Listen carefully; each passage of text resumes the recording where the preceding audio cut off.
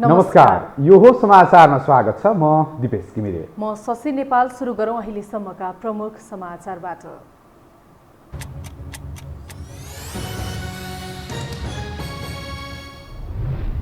एमालेको नाराबाजीका बीच सदनमा राजनैतिक दल सम्बन्धी अध्यादेश पेश। सभामुखले निष्पक्ष काम गर्न नसकेको विपक्षीको आरोप। बैठक भदौ 25 सम्मका लागि स्थगित।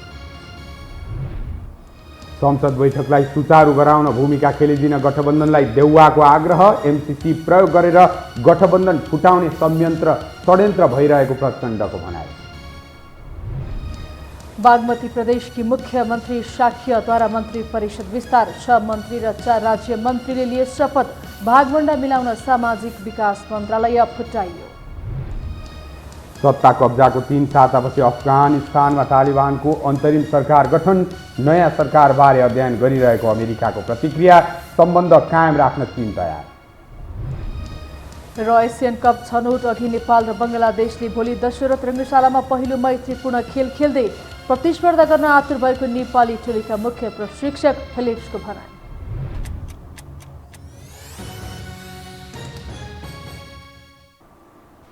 अब समाचार विस्तारमा। सरकारले नेकपा एमाले अवरोधका बीच राजनैतिक दल सम्बन्धी अध्यादेश प्रतिनिधि सभामा पेश गरेको छ। प्रतिनिधि सभाको बैठकमा गृहमन्त्री बालकृष्ण खाँडले अध्यादेश पेश गर्नुभएको हो। एमाले सांसदहरूले नाराबाजी गरिरहेकै बेलामा सभामुख अग्निप्रसाद सापकोटाले गृहमन्त्री खाँडलाई समय दिएर उहाँले अध्यादेश पेश गर्नुभएको हो। एमाले नाराबाजी कायमै राखेपछि सभामुख सापकोटाले प्रतिनिधि सभाको बैठक भदौ 25 गतेसम्मका लागि स्थगित गर्नुभएको छ।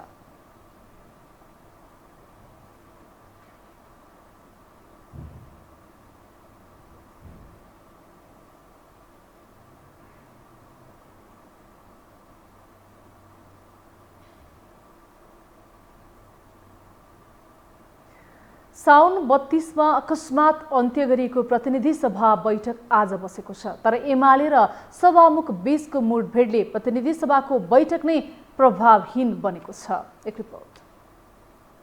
बुधबार अपराह्न 4 बजेका लागि बोलाइएको प्रतिनिधि सभाको 9औं अधिवेशनमा सभामुख अग्निप्रसाद सापकोटाले राष्ट्रपतिबाट संसद आह्वान गरेको पत्र पढेर सकाउन नपाउँदै एमाले सांसदहरू जङ दिइहाले। मान्य सदस्यहरू, 9औं अधिवेशनको पहिलो बैठकमा उपस्थित हुनुभएका सम्पूर्ण मान्य सदस्यलाई हार्दिक स्वागत गर्दछु।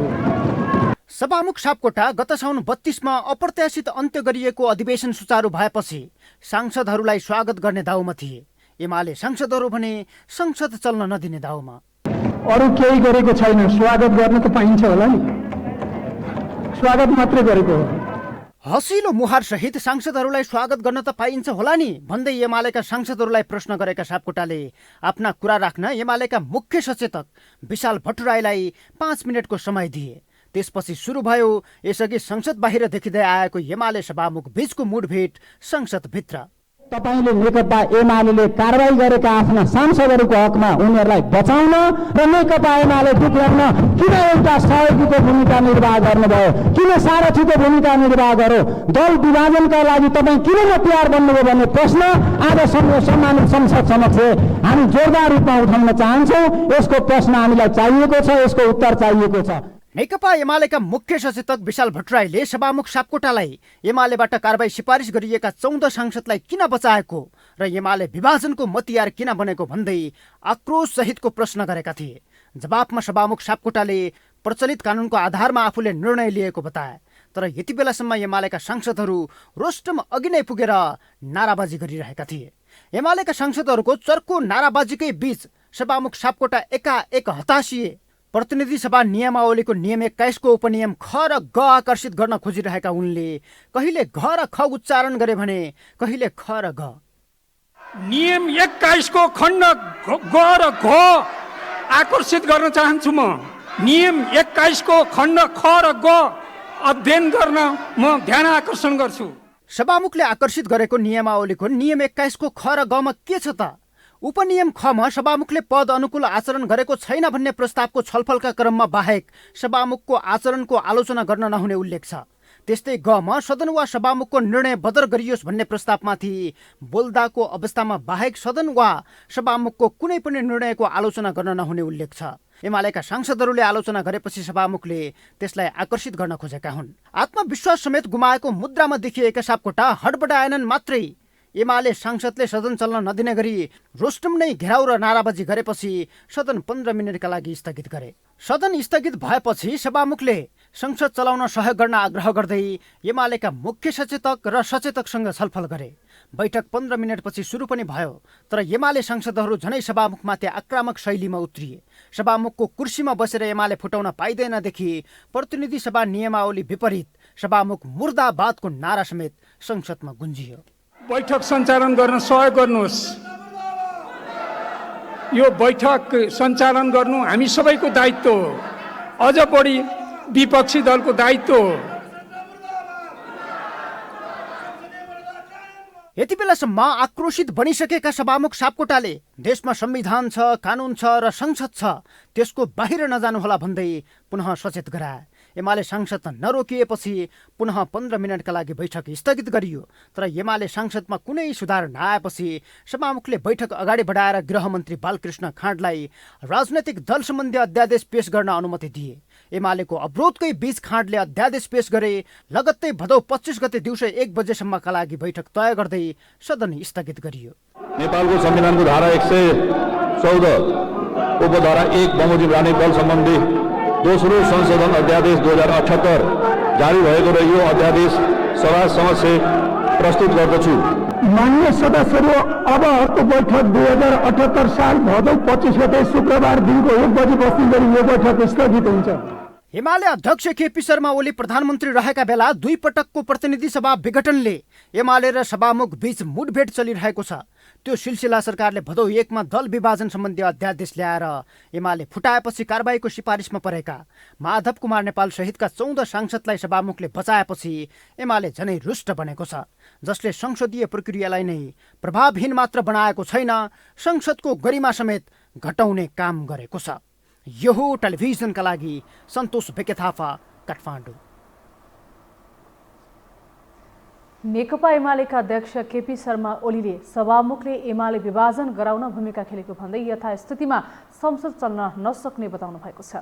बुधबार बानेश्वर स्थित संसद भवनमा बसेको एमाले संसदीय दलको बैठकलाई सम्बोधन गर्दै अध्यक्ष ओलीले सभामुख अग्नि प्रसाद सापकोटा एमाले फुटाउने अपराधिक, असंवैधानिक र गैर कानुनी काममा संलग्नता रहेको भन्दै आफूहरू सभामुखलाई निष्पक्ष रूपमा मानेर अगाडि बढ्न नसक्ने बताउनु भयो। उहाँले सभामुखको एमाले विरोधी गतिविधिको विरुद्धमा एमालेको गम्भीर प्रश्न रहेको उल्लेख गर्दै सभामुखलाई निष्पक्ष मानेर संसद चल्न नसक्ने स्पष्ट पार्नु भयो। सम्मानित पद, त्यस आसनको अत्यन्त अपमान, त्यस पदको अत्यन्तै अपमान, त्यसको मर्यादाको खिल्ली उडाउँदै एउटा विशेषको कार्यकर्ता, एउटा गठबन्धनको कार्यकर्ताको रूपमा र प्रमुख प्रतिपक्ष पार्टीको विरोधीको रूपमा र तोकेर भन्ने हो भने नेकपा एमालेको विरोधीको रूपमा एमालेसँग शत्रुता एमाले पार्टी फुटाउनका लागि अपराधिक, असंवैधानिक, गैर कानुनी काम गर्ने मान्छे सभामुख। ओलीले जनताको चाहना एमसीसी नभएकाले तत्काल यसबारे प्रवेश नै नगर्ने प्रतिक्रिया दिनुभयो।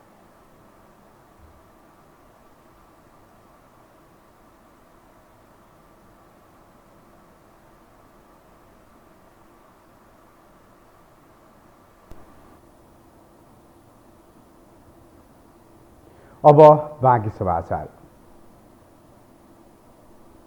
प्रधानमन्त्री एवं नेपाली कांग्रेस संसदीय दलका नेता शेरबहादुर देउवाले संसद बैठकलाई सहज ढङ्गले सुचारू गराउन भूमिका खेलिदिन सत्तारूढ दलहरूलाई आग्रह गर्नुभएको छ।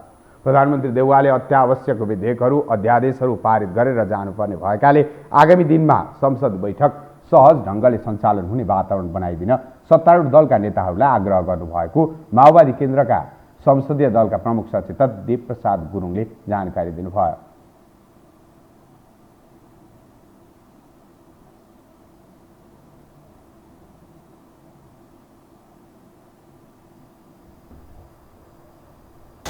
सदन सञ्चालन सम्बन्धी विषय हो। सदनलाई सुचारू रूपले सञ्चालन गर्नुपर्छ।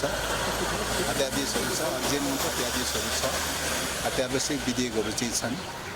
त्यस कारणले गर्दाखेरि अब सत्ता पक्ष विपक्ष सबै मिलेर चाहिँ सदन चलाउनु पर्ने आवश्यकता हो। अन्तर्वस्तुमा विमति हुन सक्छ, तर विधिमा प्रक्रियामा सिस्टममा सहमति गरेर जाउँ भनेर सबैसँग आग्रह गरेर चाहिँ सदन सञ्चालनलाई सहज बनाउनलाई भूमिका खेल्नु पर्यो भन्ने कुरा हो। प्रधानमन्त्रीले त्यही आग्रह गर्नुभएको छ।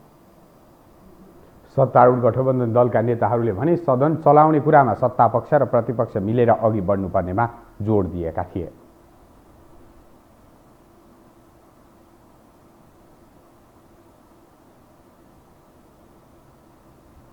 सत्ता साझेदार नेकपा माओवादी केन्द्रका अध्यक्ष एवं पूर्व प्रधानमन्त्री पुष्पकमल दाहाल प्रचण्डले सत्तारूढ गठबन्धनलाई तोड्ने षड्यन्त्र भइरहेको बताउनु भएको छ। अध्यक्ष दाहालले एमसीसी प्रयोग गरेर सत्तारूढ गठबन्धनलाई फुटाउने षड्यन्त्र देशभित्र र देश बाहिर प्रतिक्रियावादीहरूले गरिरहेको बताउनु भएको हो। सुरेश वाग्ले र भीमसेन पोखरेलको 22औं स्मृति दिवसको अवसर पारेर बुधबार काठमाडौँमा आयोजित एक कार्यक्रममा बोल्दै उहाँले यथास्थितिमा एमसीसी सम्झौता पारित गर्न नसकिने अडान पनि दोहोर्याउनु भयो। अध्यक्ष दाहालले सत्तारूढ गठबन्धनलाई बचाएर राष्ट्रलाई क्षति नहुने गरी एमसीसी सम्झौता अघि बढाउन आफूले चाहेको पनि स्पष्ट पार्नुभयो। देखिराख्नु यो गठबन्धन तोड्ने षड्यन्त्र पनि भइरहेछ। देशभित्रबाट देश बाहिरबाट यो प्रतिगमनलाई परास्त गर्न बनेको गठबन्धन। हामीले यो गठबन्धनलाई भनेको के छ भने संविधानको रक्षा, लोकतन्त्रको रक्षा, गणतन्त्रको रक्षा र राष्ट्रको रक्षाको निम्तिको गठबन्धन भनेको छौँ, भनेका छौँ। अध्यक्ष प्रचण्डले लोकतन्त्रको रक्षा गर्न, संविधानको रक्षा गर्न, गणतन्त्रको रक्षा गर्न र राष्ट्रको रक्षा गर्नका लागि सत्तारूढ गठबन्धन बनाउनु परेको पनि उल्लेख गर्नुभयो। यसलाई विभाजन के गरी गर्ने, यसलाई एमसीसी प्रयोग गरेर यसलाई फुटाउन सकिन्छ कि एमसीसी भनेर ल्याइदिएपछि चाहिँ भनेर एक थरी लागिराखेका छौँ। हामी चाहिँ यथास्थितिमा एमसीसी हुन सक्दैन भनिरहेका छौँ। हामी सकेसम्म गठबन्धनलाई बचाएर यसको पनि समाधान सकारात्मक ढङ्गले होस्, देशलाई क्षति नहुने ढङ्गले भन्ने चाहेका छौँ। एमसीसीलाई लिएर सत्ता गठबन्धन नै विभाजित बनेपछि फरक समीकरणको चर्चा सुरु भएका बीच प्रचण्डको भनाइ आएको हो। अमेरिकी परियोजना millennium challenge corporation MCC pass हुने कि नहुने बहस भइरहेका बेला सत्ताधारी गठबन्धन नै फुट्ने सम्मको विश्लेषण गरिएको छ। एमसीसीलाई लिएर सत्ता गठबन्धन नै विभाजित बनेपछि फरक समीकरणको चर्चा सुरु भएको छ। एक रिपोर्ट। सार्वजनिक चिया चौतारोदेखि सञ्चार माध्यमसम्म बहस चलिरहँदा देश यति बेला एमसीसीमय भएको छ। एमसीसीलाई लिएर राजनैतिक दल विभाजित भइरहेका छन् भने देशलाई नै पक्ष विपक्ष बनाएर विभाजित गर्ने तयारीमा छन्। निवर्तमान प्रधानमन्त्री केपी शर्मा ओलीलाई सत्ताबाट गलहत्याउन एक भएका दलहरू समेत एमसीसीको नाममा विभाजित बन्ने सङ्घारमा छन्। सरकार फेरबदल र भागबण्डासम्मको तयारीमा एक भए आएका दलहरूलाई एमसीसीले फुटाउने त्रास बढ्दै गएपछि आत्तिएका माओवादी केन्द्रका अध्यक्ष पुष्पकमल दाहाल प्रचण्डले त बुधबार एमसीसीलाई हतियार बनाएर गठबन्धन फुटाउने षड्यन्त्र भइरहेको आरोप नै लगाएका छन्। राष्ट्रको रक्षाको निम्तिको गठबन्धन भनेको छौँ, भनेका छौँ। यसलाई विभाजन के गरी गर्ने, यसलाई एमसीसी प्रयोग गरेर यसलाई फुटाउन सकिन्छ कि एमसीसी भनेर ल्याइदिएपछि चाहिँ भनेर एक थरी लागिराखेका छौँ। हामी चाहिँ यथास्थितिमा एमसीसी हुन सक्दैन भनिरहेका छौँ। हामी सकेसम्म गठबन्धनलाई बचाएर यसको पनि समाधान सकारात्मक ढङ्गले होस्, देशलाई क्षति नहुने ढङ्गले भन्ने चाहेका छौँ। तर अर्को वर्ग चुप लाएर बसेका छैन। गत असार 28 मा सर्वोच्चको परमादेशबाट निवर्तमान प्रधानमन्त्री केपी शर्मा ओली सत्ताच्युत भएका थिए। त्यसकै भोलिपल्ट असार 29 मा सत्ता गठबन्धनको तर्फबाट प्रधानमन्त्रीको शपथ खाएका काङ्ग्रेस सभापति शेरबहादुर देउवाले 2 महिना पुग्न थाल्दा समेत मन्त्रीमण्डललाई पूर्णता दिएका छैनन्।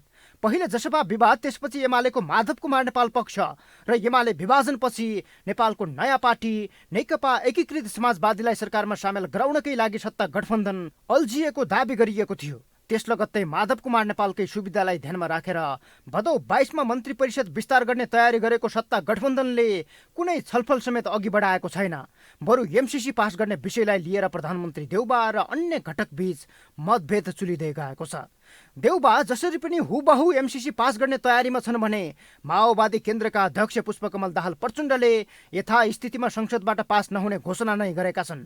अब एमसीसीको कचिङ्गल सत्ता गठबन्धनमा समेत छिरेपछि सरकार र गठबन्धनको आयु मापन गर्न थालिएको छ।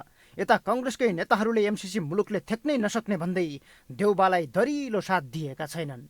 कसरी जाँदाखेरि फाइदा हुन्छ, एग्रिमेन्ट गर्न हुन्छ हुँदैन, गर्दाखेरि के हुन्छ, कसले भने त्यो पार्लियामेन्टमा लगेर एग्रिमेन्ट गर भनेर हामीलाई ग्रान्ट दिन्छ नि, पैसा दिन्छ, जे भनौँ न, उसको केही न केही त स्वार्थ हुन्छ। त्यो हामीहरूले हेर्नु पर्यो। कस्तो त्यो स्वार्थ नेपालसित मिल्छ भने लिने हो। त्यो स्वार्थ उनीहरूको लागि मात्रै हो, कुनै पनि देशको लागि हुने हो भने हामीले लिन हुँदैन, ठेकिँदैन। यति धेरै गिजेल्यौँ हामीहरूले, यति धेरै गिजेल्यौँ। गठबन्धनभित्रकै जसपा अध्यक्ष उपेन्द्र यादव एमसीसीको विरोधमा छन्। देउबालाई सघाउँदै आएका जनमोर्चाका अध्यक्ष चित्रबहादुर केसीले एमसीसी अगाडि बढाए गठबन्धन छाड्ने चेतावनी नै यसअघि दिएका थिए। अहिले एमसीसीको विरोध गर्न सडक सङ्घर्षकै घोषणा गरेका छन्। भर्खरै मात्र एमालेबाट विभाजित बनेको माधव कुमार नेपालको साथ पाउनेमा देउबा ढुक्क देखिन्छन्। तर यो पक्षले समेत यसअघि एमसीसीको विरोध गर्दै आएकाले नयाँ पार्टी बनाएपछि पनि संशोधन नगरी पास नगर्ने अडान लिएको छ। यसै कारण एमसीसी सत्ता गठबन्धनका लागि घाँडो साबित बन्दै गएको छ। एमसीसीको यो घातक चरित्रलाई बुझ्नेहरूले यसको विरोध गर्ने कुरा छोडेका छैनन् र त्यो गठबन्धन एकमत छैन। अब शेरबहादुर देउवाले त्यसमा एक शब्द पनि तलमाथि नगरिकन पास गर्नुपर्छ भन्ने उनले भन्छन्। धेरै नाटक गरे, सङ्कल्प पास गरेर त्यसलाई पास गरौँ भन्ने महाकाली सङ्कल्पसहित पास गरेर पनि महाकालीको राष्ट्रघाती चरित्र त बदलेन। अहिले पनि त्यस्तै गर्न पनि खोज्लान्। केही संशोधन गरेर पास गर्ने पनि कुरा गरन्, केही काम नलाग्ने कुरा प्रभावहीन 2-4 अक्षर संशोधन गरेर त्यसको अर्थ छैन। अघि मैले भनेका ती घातक कुराहरू संशोधन हुँदै हुँदैन। एमसीसी सम्झौताका केही प्रावधान परिमार्जन नगरी सरकारले स्वीकार गर्दैन भन्ने मत काङ्ग्रेस बाहेकका दलहरूको छ। तर अमेरिकाले यसअघि नै सम्झौता परिमार्जन हुन नसक्ने स्पष्ट पारिसकेको छ। यसकारण सत्ता गठबन्धनको आपसी सहमति बिना प्रधानमन्त्री देउबा अघि बढ्न नसक्ने दाबी अन्य दलहरूले गर्दै आएका छन्। देउबा भने सहमतिबाटै संसदबाट एमसीसी पास गर्न लागि परेका छन्। गठबन्धनका 5 दल नै एमसीसीलाई लिएर 5 तिर उभिएपछि त्यसको प्रतिफल नै गठबन्धन विभाजन हुने देखिन्छ। यसअघि पास गर्नुपर्ने मत राख्दै आएको प्रमुख प्रतिपक्ष दल एमाले पनि एमसीसी राष्ट्रहितमा नभएको भन्दै बोली फेरेको छ। एमसीसीलाई लिएर एक्लिँदै गएका देउबा र एमसीसीकै हतियार उठाएर गठबन्धनमाथि खेल्न थालेको एमालेका कारण गठबन्धन फुट्ने मात्रै नभई फरक समीकरणको सम्भावनालाई पनि आँक्न थालिएको छ। यो हो टेलिभिजनका लागि क्यामेरामा सञ्जय घिमिरेका साथमा सन्तोष बिके थापा, काठमाडौँ। हामीसँग समाचार बाँकी नै छन्, अहिलेलाई विश्राम।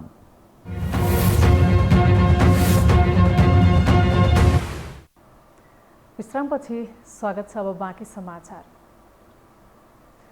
बागमती प्रदेशकी मुख्यमन्त्री अष्टलक्ष्मी साक्यले मन्त्री परिषद विस्तार गर्नुभएको छ। आज मुख्यमन्त्री साक्यले 6 मन्त्री र 4 राज्य मन्त्री नियुक्त गर्दै सरकार विस्तार गर्नुभएको हो।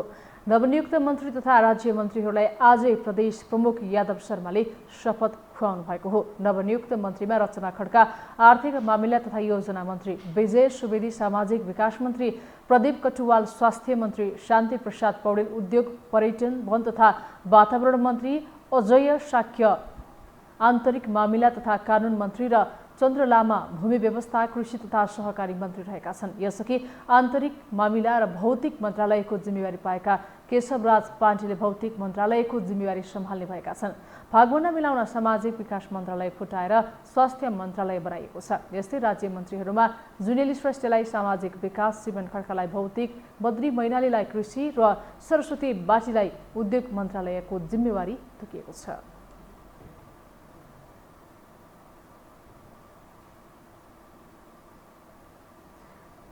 फरक राजनीतिक विचारधाराका कारण राजनीतिमा पक्ष विपक्षीले एकअर्काको आलोचना गर्नु स्वाभाविक हो। मुलुक र नागरिकको हितका लागि पक्ष र प्रतिपक्षमा उभिएर खबरदारी गर्नु राजनीतिक कर्तव्य पनि हो। तर विडम्बना नेपाली राजनीतिक नेतृत्व मुद्दामा भन्दा पनि सतही रूपमा एकले अर्काको खेदो खन्न उद्दत देखिन्छन्। एक रिपोर्ट।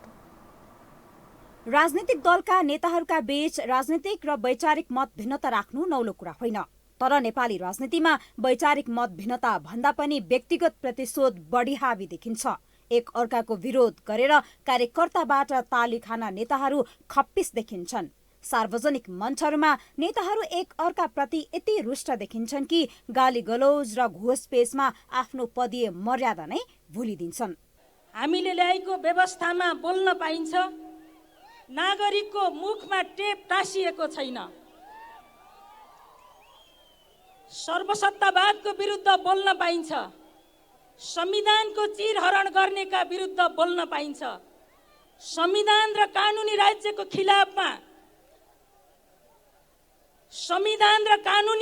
खिलाफमा सेटिङ र बन्द कोठाभित्र भएका अँध्यारा षड्यन्त्रको विरुद्ध बोल्न पाइन्छ। हाम्रो रगत र पसिनाभित्र, हजारौं शहीदको बलिदानभित्र, हजारौं घाइते र बेपत्ता परिवारको बलिदानीभित्र प्राप्त गरेका यी उपलब्धिलाई एकै रातमा एउटा जङ्गी कागजी बादशाहले च्यातचुत पारेर संविधानको बरखिलाफ गर्ने प्रणालीको विरुद्ध बोल्छौं।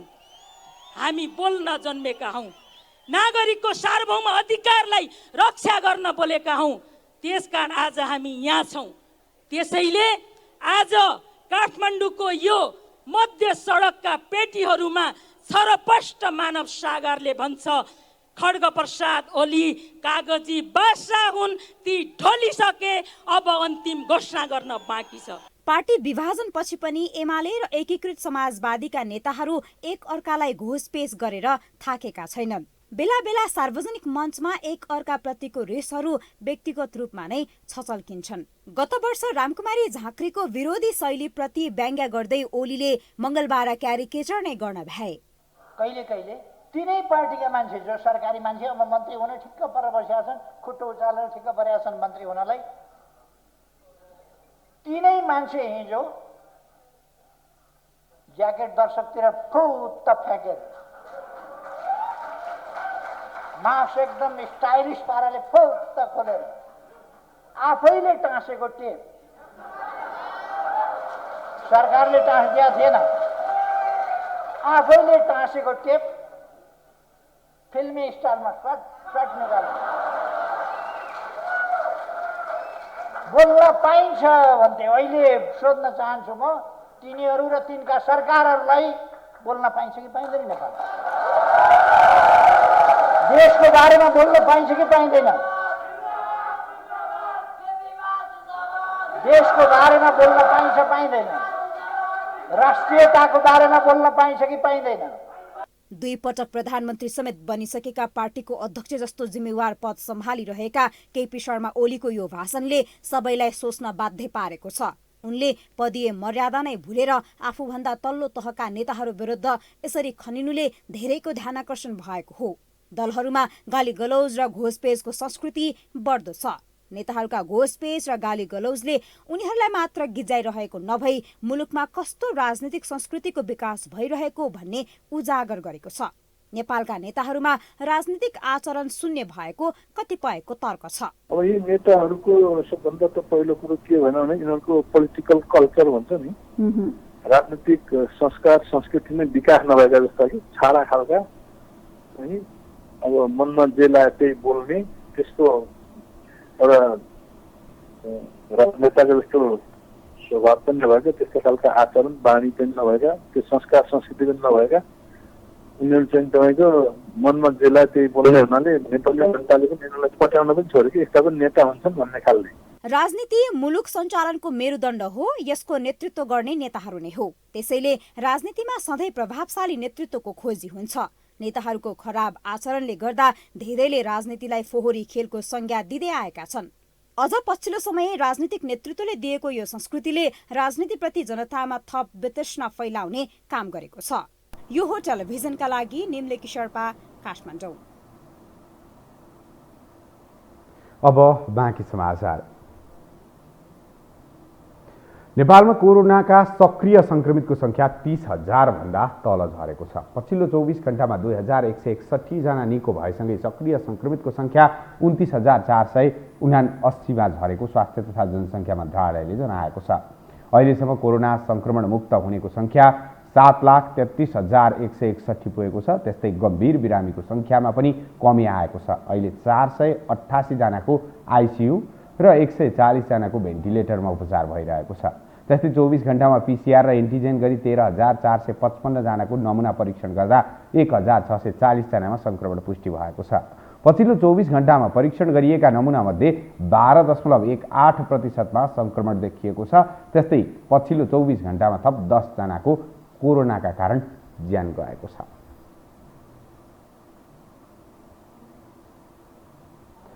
सरकारले कोरोना भाइरसका कारण रोकिएको राष्ट्रिय जनगणना कार्तिक 25 गतेदेखि सुरु गर्ने भएको छ। विभागले जनगणना कार्यमा खटाउन यसअघि नै अनलाइनबाट सुपरिवेक्षक र गणकको आवेदन लिइसकेको छ। यसअघि स्थगन भएको जनगणना मन्त्री परिषदको निर्णयसँगै फेरि सुरु हुने भएको हो। एक रिपोर्ट। कोरोना महामारीका कारण स्थगित भएको राष्ट्रिय जनगणना पुनः सुरु हुने भएको छ।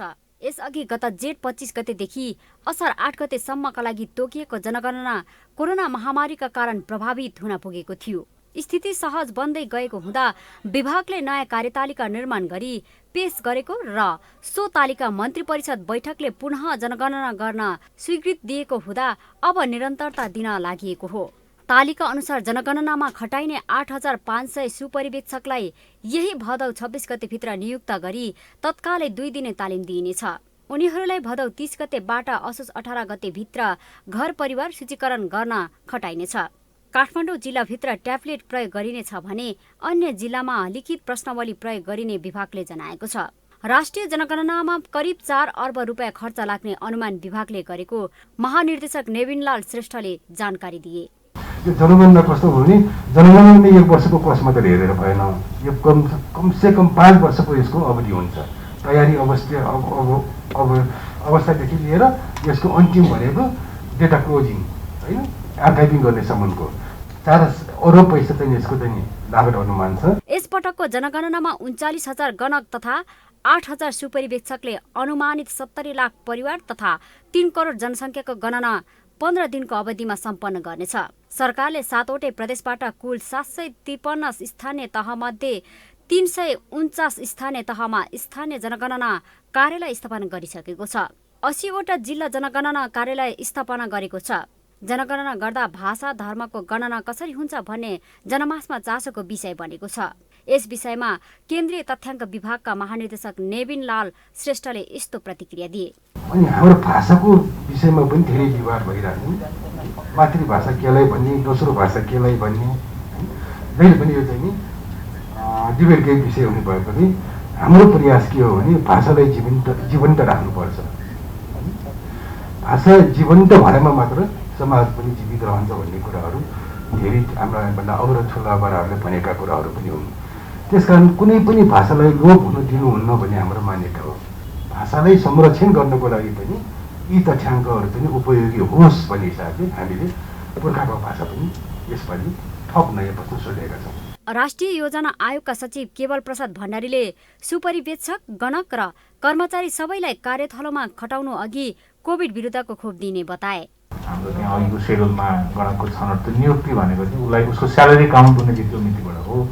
तर उसको छनौटको प्रक्रिया हामी अलि अगाडि गर्छौँ र त्यो भयो भने अनि हाम्रो स्वास्थ्यसँग भएको कुरा अनुसार उसलाई भ्याक्सिनेट गर्छौँ र जाँदाखेरि हाम्रो गणक र हाम्रो सुपरिवेक्षक चाहिँ हाम्रो घर परिवारमा पुग्दा ऊ मास्क सेनिटाइजर सहित हुन्छ।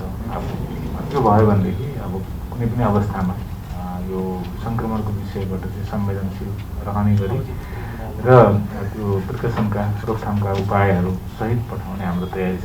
नेपालमा हरेक 10 वर्ष अवधिमा राष्ट्रिय जनगणना हुने गरेको छ। पहिलो पटक विक्रम सम्वत 1968 सालमा भएको थियो, जुन बेला चन्द्र शमशेर प्रधानमन्त्री थिए।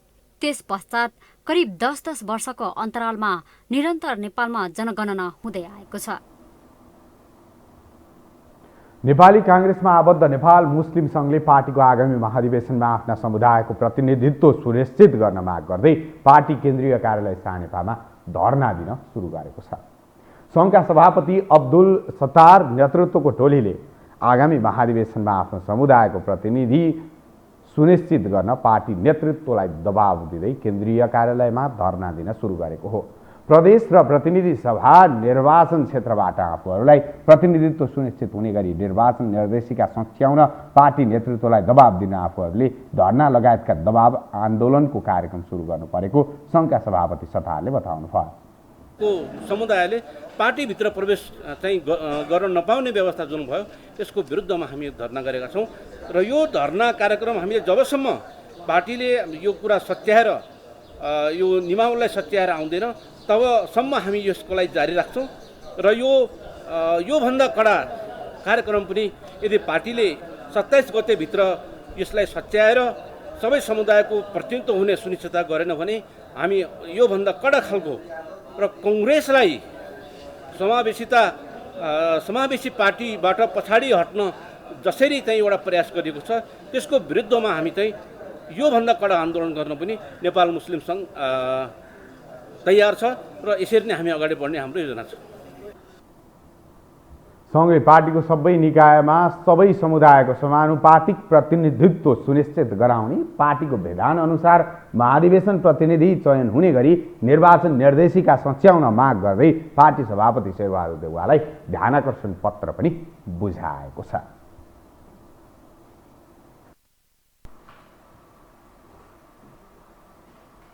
अब पालो आर्थिक समाचारको।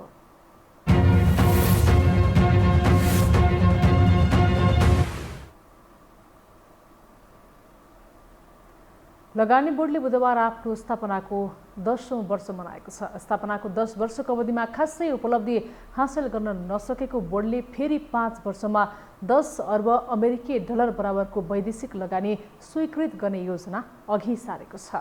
एक रिपोर्ट।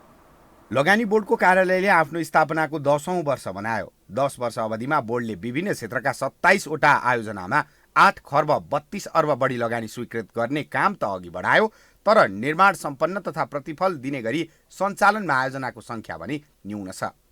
लगानी बोर्डको कार्यालयका अनुसार 10 वर्ष अवधिमा बोर्डले सबैभन्दा धेरै ऊर्जा क्षेत्रका 15 आयोजनामा लगानी स्वीकृत गरेको छ। यी आयोजनाहरूमा 4 खर्ब 60 करोड अमेरिकी डलर बराबर अर्थात् 5 खर्ब 43 अर्ब 72 करोड नेपाली रुपियाँ लगानी स्वीकृत भएको छ।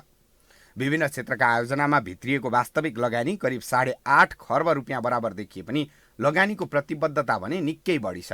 सरकारले 2075 साल चैतमा आयोजना गरेको लगानी सम्मेलनका क्रममा मात्रै करिब 37 खर्ब रुपियाँ बराबरको लगानी प्रतिबद्धता आएको थियो, तर प्रतिबद्धता आए अनुसार वास्तविक लगानी भने भित्रिएको देखिँदैन। लगानी बोर्डको बैठक पछिल्लो 2 वर्षदेखि कहिल्यै तोकिएको समयमा बस्न सकेको छैन। प्रधानमन्त्रीले अध्यक्षता गर्ने लगानी बोर्डको बैठक लामो समयदेखि बस्न नसक्दा सार्वजनिक निजी साझेदारी मोडलका परियोजनाहरूसँग सम्बन्धित महत्त्वपूर्ण एजेन्डाहरू यसै थन्किने गरेका छन्। लगानी बोर्डको बैठकलाई प्रधानमन्त्री र अर्थमन्त्रीले उपेक्षा गरेको केपी शर्मा ओलीको पाला देखिने हो। शेरबहादुर देउवा नेतृत्वको सरकारले पनि ओलीकै बाटो पछ्याएर बोर्डका कामलाई उपेक्षा गरेको देखिन्छ। The board has made important contribution to the economic development of Nepal by streamlining the investment of transformative projects. Besides facilitating investment in multiple sectors, the board has also contributed to reform in the regulatory framework through proactive policy advocacy. सरकार राजनीतिक कार्यक्रम, आयोजना, उद्घाटन तथा शिलान्यास लगायतका सार्वजनिक कार्यक्रममा सहभागी भइरहँदा पनि बोर्ड बैठक बस्नका लागि कोभिड-19 महामारीलाई कारण देखाउँदै आएको छ। तर लगानी भित्र्याउन उदासीन देखिने सरकारका आश्वासन भने लोकप्रिय नै लाग्छन्। बुधबार लगानी बोर्ड नेपालको 10औं वार्षिक समारोहमा बोल्दै अर्थमन्त्री जनार्दन शर्माले नेपालमा विभिन्न स्थानहरूमा लगानी गर्नका लागि विदेशी लगानीकर्ताहरूलाई उत्साहका साथ नेपाल आउने व्यवस्था र वातावरण सृजना गर्न सरकार लागि परेको बताए। लगानी प्रवाहलाई प्रवर्धन गर्न सरकारले सार्वजनिक निजी साझेदारी लगानी ऐन, वैदेशिक लगानी तथा प्रविधि हस्तान्तरण ऐन, औद्योगिक उद्यम ऐन जस्ता लगानी मैत्री नीति तथा कानुनहरू निर्माण गरेको छ। अब मात्र त्यसको कार्यान्वयनमा सरलता र हाम्रो छिटोपनको आवश्यकता छ। निजगढ अन्तर्राष्ट्रिय विमानस्थलबाट बाहिरिन लागेको स्विजरल्यान्डको कम्पनी जुरिज एयरपोर्ट इन्टरनेसनलको विषय माथिल्लो कर्णालीमा GMRकोले वित्तीय व्यवस्थापन गर्नुपर्ने विषय, अरुण 3 जलविद्युत आयोजनाको मुआब्जा विवाद, काठमाडौँ उपत्यकाको यातायात व्यवस्था सम्बन्धी उच्चस्तरीय कार्यदलको प्रतिवेदन, सिमरा सेज, माथिल्लो Marsyangdi 2 world Buddhist acquisition park निर्माण लगायतका आयोजनासँग सम्बन्धित विषयहरू बोर्डको बैठकबाट अझै टुङ्गिन सकेका छैनन्। यो हो टेलिभिजनका लागि दिपेश घिमिरे, काठमाडौँ। कोभिड सङ्कटको मारमा परेका मोबाइल व्यवसायीहरूले लकडाउन अवधिको घर भाडा कर बाटै चुक्ता गर्ने व्यवस्था मिलाउन सरकारसँग माग गरेका छन्। मोबाइल व्यवसायीहरूले आज काठमाडौँमा पत्रकार सम्मेलन गरी लकडाउन अवधिभरको घर भाडा करबाटै चुक्ता हुने व्यवस्था तत्काल गर्न सरकारसँग माग गरेका हुन्। पत्रकार सम्मेलनमा बोल्दै नेपाल मोबाइल व्यवसायी सङ्घका अध्यक्ष भरत भट्टराईले लकडाउन अवधिको घर भाडा बापतको रकम आयकरबाट समायोजन हुने व्यवस्था गर्न सरकारसँग माग गर्नुभयो। एउटा व्यवसाय सुरु गर्न कम्तीमा 40 लाख जतिको लगानी आवश्यक हुन्छ। दैनिक करोडौँको कारोबार हुने यो व्यवसायलाई बैंकले वा अरू व्यवसाय सरह व्यवहार गरेको पाइँदैन। बैंकिङ क्षेत्रले हामीलाई जुन व्यवहारले अरूलाई गर्छ त्यो व्यवहार गरेको पाइँदैन। ऋणको सहज पहुँच नहुँदा कोरोनाले थलिएका हजारौँ मोबाइल व्यवसायीको व्यावसायिक भविष्य अन्यल बनेको छ। यस्तो जटिल अवस्थामा राज्यले बन्द गराएको अवधिको घर भाडा बाबतको रकमलाई आयकरमा समायोजन गरिदिए मात्रै पनि व्यवसायीले ठुलो राहतको महसुस पाउने अवसर प्राप्त गर्ने थियौँ भन्ने लाग्दछ। महासङ्घको तथ्याङ्क अनुसार गत आर्थिक वर्षमा मात्रै मोबाइल व्यवसायीहरूले 3 अर्ब 52 करोड राजस्व राज्यलाई बुझाएका छन्।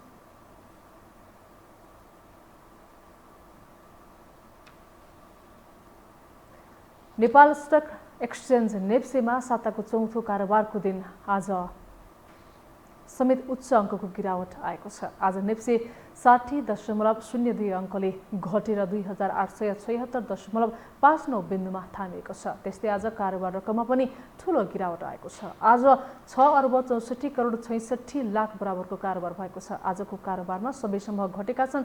नेप्सेका अनुसार आज बजारमा ठूलो गिरावट आउँदा पनि Sanima life insurance Excel development बैंकको सेयर मूल्यमा उच्च वृद्धि भएको छ। आज सानिमा लाइफ इन्सुरेन्सको सेयर मूल्य 10% बढेको छ। त्यस्तै आज लाइफ इन्सुरेन्स कम्पनी गुडविल फाइनेन्सका लगानीकर्ताले सर्वाधिक गुमाएका छन्। लाइफ इन्सुरेन्स कम्पनीको सेयर मूल्य आज करिब 6% भन्दा बढीले घटेको छ। हामीसँग अन्तर्राष्ट्रिय र खेल समाचार बाँकी नै छन्। अहिलेलाई विश्राम।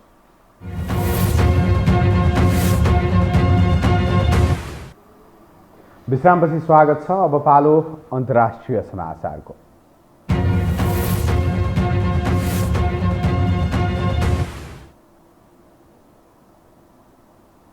इन्डोनेसियाको एउटा जेलमा आगलागी हुँदा 41 जनाको ज्यान गएको छ।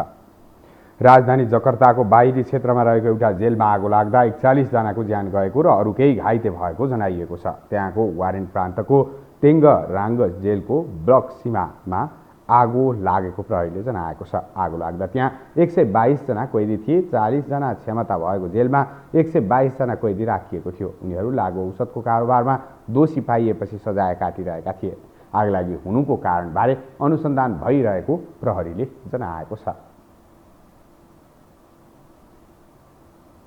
अफगानिस्तानमा तालिबानले अन्तरिम सरकार घोषणा गरेको छ। 15 अगस्तमा अफगानिस्तानलाई आफ्नो नियन्त्रणमा लिएको तालिबानले 3 सातापछि अन्तरिम सरकारको घोषणा गरेको हो। देशको अर्थतन्त्रलाई स्थिर बनाउने, अन्तर्राष्ट्रिय मान्यताका लागि प्रयास गर्ने र मानवीय सङ्कटलाई सम्बोधन गर्ने जस्ता विषयमा तालिबान सरकारले विशेष ध्यान दिने बताएको छ। एक रिपोर्ट। मंगलबार साँझ तालिबानले अफगानिस्तानमा अन्तरिम सरकार गठन गरेको छ। तालिबान समूहको विरोधीहरूको क्षेत्रका रूपमा रहेको पन्जेसर प्रान्त पनि आफ्नो नियन्त्रणमा लिन सफल भएपछि उनीहरूले मंगलबार साँझ नै अन्तरिम सरकारको घोषणा गरेका हुन्। अफगानिस्तान कब्जा गरेको 3 सातापछि मंगलबार साँझ मुल्लाह मोहम्मद हसन अखुन्दको नेतृत्वमा तालिबान समूहले अन्तरिम सरकार गठन गरेको हो। तत्कालीन तालिबानको शासनकालमा उनी कन्दहार राज्यको गभर्नर थिए। अखुन्दको उमेर 60 आसपास रहेको जनाएको छ। उनी तालिबान समूहभित्र सबैले मान्ने नेताका रूपमा चिनिन्छन् भने यसअघि त्यहाँको उपविदेश मन्त्री समेत रहिसकेका छन्। 33 सदस्य हुने मन्त्री परिषदका लागि 9 सदस्यीय चयन गरिसकेका छन् भने अन्य सदस्यहरूको नाम बिस्तारै घोषणा गरिने तालिबानले जनाएको छ। अन्तरिम सरकार गठनसँगै तालिबानले शपथ कार्यक्रममा सहभागिताका लागि पाकिस्तान, चीन, कतार, रसिया, इरान, टर्की लगायतका मुलुकलाई निम्तो समेत दिएको अन्तर्राष्ट्रिय सञ्चार माध्यमहरूले जनाएका छन्। देशको अर्थतन्त्रलाई स्थिर बनाउने, अन्तर्राष्ट्रिय मान्यताका लागि प्रयास र मानवीय सङ्कटलाई सम्बोधन गर्ने जस्ता विषयमा तालिबान सरकारले विशेष ध्यान दिने बताएका छन्। मंगलबार साँझ अन्तरिम सरकारको घोषणा गर्दै अफगानिस्तानमा युद्धको अन्त्य भई स्थिरताको अपेक्षा रहेको तालिबान समूहका प्रवक्ता जबिहुल्लाह मुजाहिदले जानकारी दिए। तालिबानका हालका प्रमुख हेबुतुल्लाह अखुन्जादा अझै सार्वजनिक रूपमा देखा परेका छैनन् र उनको अबको भूमिका के हुने सर्वत्र चासो छ। अर्कोतर्फ अन्तरिम सरकारका प्रमुख मुल्लाह मोहम्मद हसन अखुन्द संयुक्त राष्ट्र संघको कालो सूचीमा छन् भने आन्तरिक मामिला मन्त्री सराजुद्दिन हक्कानी अमेरिकी FBI को सूचीमा छन्। नयाँ सरकार गठनसँगै नेतृत्व चयनलाई लिएर पनि तालिबान चर्चामा छ। 34 प्रान्त मध्ये 33 प्रान्त यसअघि नै कब्जापछि सरकार गठन गरेको तालिबानका लागि सत्ता सञ्चालन त्यति सजिलो भने पक्कै छैन। तालिबान विरुद्ध नागरिकहरू सडकमा छन्। पन्जसिर कब्जामा पाकिस्तानले सहयोग गरेको भन्दै तालिबान समूह र पाकिस्तान विरुद्ध विरोध जारी छ। लामो समयदेखि हिंसात्मक परिस्थितिबाट गुज्रिरहेको अफगानिस्तानमा सरकार गठन भए पनि हिंसात्मक गतिविधि रोकिएको छैन। अन्तरिम सरकारले अघि सारेका द्वन्द्वरहित अफगानिस्तान, आर्थिक र राजनीतिक रूपमा स्थिर अफगानिस्तान अनि सार्वभौम राष्ट्रको रूपमा अन्तर्राष्ट्रिय मान्यता प्राप्त गर्न प्रधानमन्त्री अखुन्द नेतृत्व सरकार कसरी अगाडि बढ्छ बडो अर्थपूर्ण रूपमा हेरिएको छ। यो हो टेलिभिजनका लागि निम्लिकी शर्पा, काठमाडौँ। अब पालो खेल समाचारको।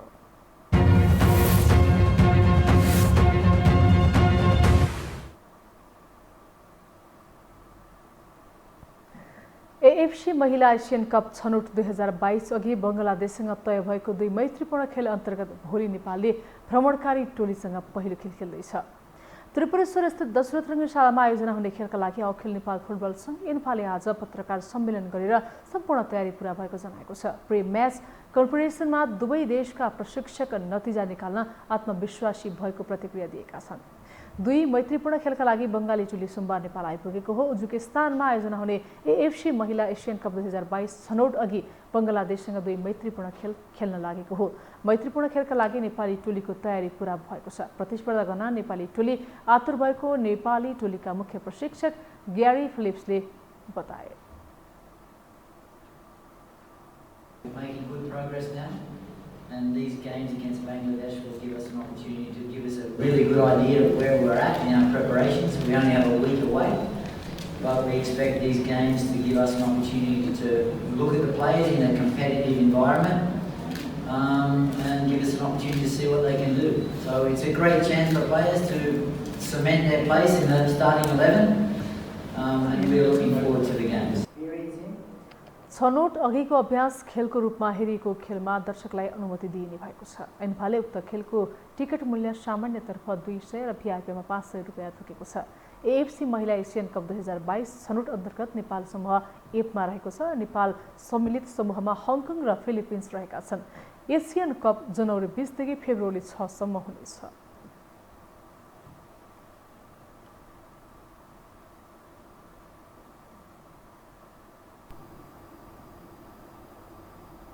खेल समाचारसँगै हामी यो समाचारको अन्त्यमा आइपुगेका छौँ। बिदा हुनु अघि प्रमुख समाचार पुनः एकपटक।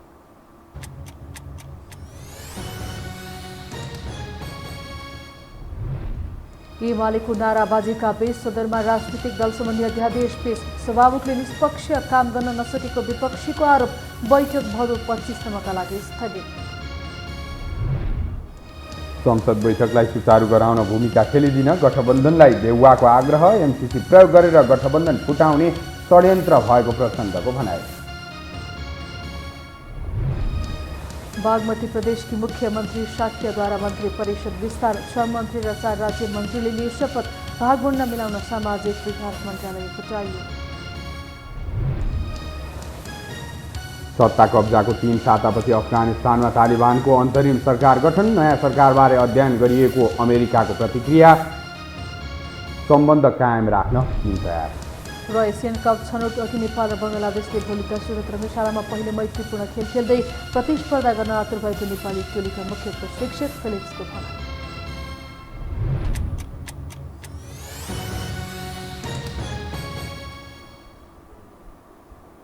हवस् त यो समाचार सकियो। समाचार बुलेटिनका साथै यो टेलिभिजनका सम्पूर्ण कार्यक्रम यो टेलिभिजन.com, यो खबर.com, युट्युब र फेसबुकमा पनि पढ्न र हेर्न सक्नुहुनेछ। मोबाइलमा यो टिभी एप डाउनलोड गरी हामीलाई प्रत्यक्ष हेर्न सक्नुहुनेछ। तथ्यसहितको निष्पक्ष समाचारका लागि यो टेलिभिजन हेर्दै गर्नुहोला। नमस्कार।